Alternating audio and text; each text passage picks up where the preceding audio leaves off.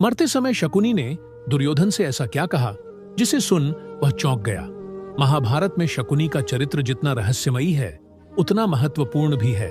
शकुनी, जिसने अपनी चालाकी, अपने षड्यंत्र, अपनी बुद्धि और प्रतिशोध की भावना से पूरे कुरुवंश को भस्म कर दिया, उसके जीवन का अंत भी एक गहरी सीख छोड़ जाता है। जब शकुनी महाभारत के युद्ध में अंततः भीम के हाथों मारा गया, उससे पहले उसने दुर्योधन से जो बात कही वे केवल अंतिम शब्द नहीं थे, बल्कि ऐसे व्यक्ति की स्वीकारोक्ति थी जिसने अपने जीवन का उद्देश्य केवल बदला माना था। कुरुक्षेत्र की भूमि पर रक्त की नदी बह रही थी। आकाश में सूर्य अस्त होने को था। चारों ओर मृत्यु की गंध फैली हुई थी। महाभारत का युद्ध अब अपने अंतिम पलों में था। कौरव सेना टूट चुकी थी। भीम ने अधिकांश योद्धाओं को मार डाला था। अब केवल कुछ योद्धा ही शेष बचे हुए थे। दुर्योधन, कृपाचार्य, अश्वत्थामा और गंधार का राजा शकुनी। शकुनी जानता था कि अब अंत निकट है। उसकी आंखों में थकान थी, परंतु दुर्योधन को बचाना और अपने प्रतिशोध की कथा को पूरा करने की जिद उसके अंदर अभी भी जिंदा थी। रात्रि का समय था। युद्ध के मैदान के एक कोने में दुर्योधन और शकुनी खड़े थे। चारों ओर मृत शरीर पड़े थे। हवा में दर्द की चीखें घुली थीं। दुर्योधन ने शकुनी की ओर देखा और कहा, मामा, अब सब समाप्त हो गया। जिनके बल पर मैंने ये युद्ध लड़ा वे सब मर चुके हैं। मेरे भाई, मेरे सेनापति, मेरे गुरु सब चले गए। अब केवल हम बचे हैं। क्या यही तुम्हारी चालों का परिणाम था?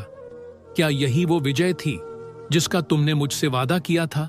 शकुनी की आंखों में गहरी उदासी थी, परंतु उसके होठों पर एक हल्की मुस्कान भी थी।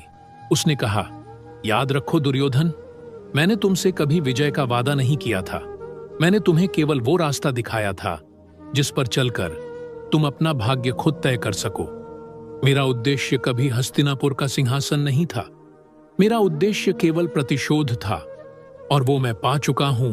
दुर्योधन ने क्रोधित स्वर में कहा, प्रतिशोध? तुमने अपने प्रतिशोध के लिए मेरे पूरे परिवार को नष्ट कर दिया। मेरे भाई मारे गए, मेरे मित्र चले गए, और अब मैं भी मृत्यु के द्वार पर खड़ा हूं। क्या यही न्याय था? शकुनी ने गहरी सांस ली और कहा, दुर्योधन, जब मैं गंधार का राजकुमार था तब मेरा परिवार हस्तिनापुर की राजनीति का शिकार हुआ था। मेरी बहन गांधारी को जबरन अंधे राजा धृतराष्ट्र से विवाह करना पड़ा। मेरे 100 भाई भूख से मरे क्योंकि हस्तिनापुर ने हमें कैद में रखा। तब मैंने प्रतिज्ञा की थी कि मैं इस वंश को उसी पीड़ा का स्वाद चखाऊंगा जो हमने झेली थी। तुम मेरे मोहरे थे, मेरे शिष्य नहीं। तुमने वो किया जो मैं चाहता था, और अब जब यह वंश समाप्त हो रहा है, मेरा प्रतिशोध पूर्ण हुआ है। मैं मरूंगा। पर संतोष के साथ दुर्योधन की आंखों से आंसू निकल पड़े। उसने कहा, मामा, अगर तुम ये सब पहले कहते तो मैं कभी इस युद्ध में नहीं उतरता। मैं पांडवों से द्वेष रखता था, पर मैं अपने कुल के नाश की कामना नहीं करता था। शकुनी ने धीरे से कहा, दुर्योधन, तुमने स्वयं उस द्वेष को सींचा जो मैंने तुम्हारे भीतर बोया था। तुमने ही अपने क्रोध को अपना गुरु बना लिया। मैंने तो केवल तुम्हारे मन के उस अंधेरे को दिशा दी। तुम राजा थे, पर तुमने कभी धर्म का अर्थ नहीं समझा। जब तुमने द्रौपदी के चीरहरण का आदेश दिया, तब से ही विनाश का आरंभ हो गया था। मैं तुम्हारे कानों में बस फूंक मारता रहा, पर निर्णय हमेशा तुम्हारे थे। अब तुम मुझ पर दोष लगा सकते हो, पर सत्य यह है कि तुम्हारे कर्मों ने तुम्हें यहां लाकर खड़ा किया है। थोड़ी देर दोनों मौन रहे। फिर शकुनी ने धीरे से कहा, दुर्योधन, जब मैं मर जाऊं तो मेरे शरीर को आग में मत देना। उसे इसी रणभूमि पर छोड़ देना। यही भूमि मेरी साक्षी है, यही मेरी तपोभूमि है।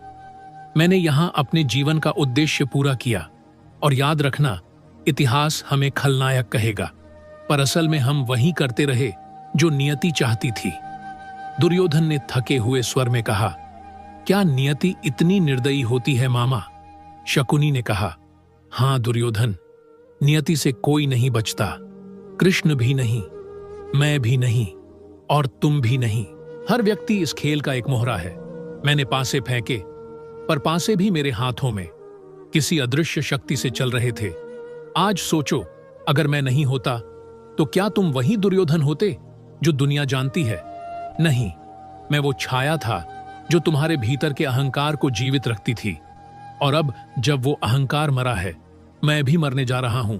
यही इस कथा का अंत है। इतना कहकर शकुनी ने दुर्योधन के कंधे पर हाथ रखा।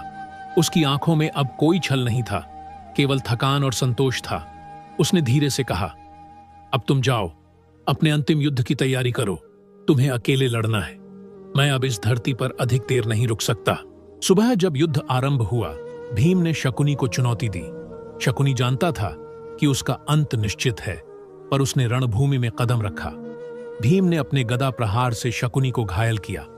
मरते हुए शकुनी ने आखिरी बार आकाश की ओर देखा और बोला, हे विधाता, तूने मेरा खेल पूरा किया। अब मैं विश्राम कर सकता हूं।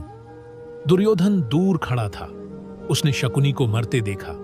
उसकी आंखों से फिर आंसू बह निकले।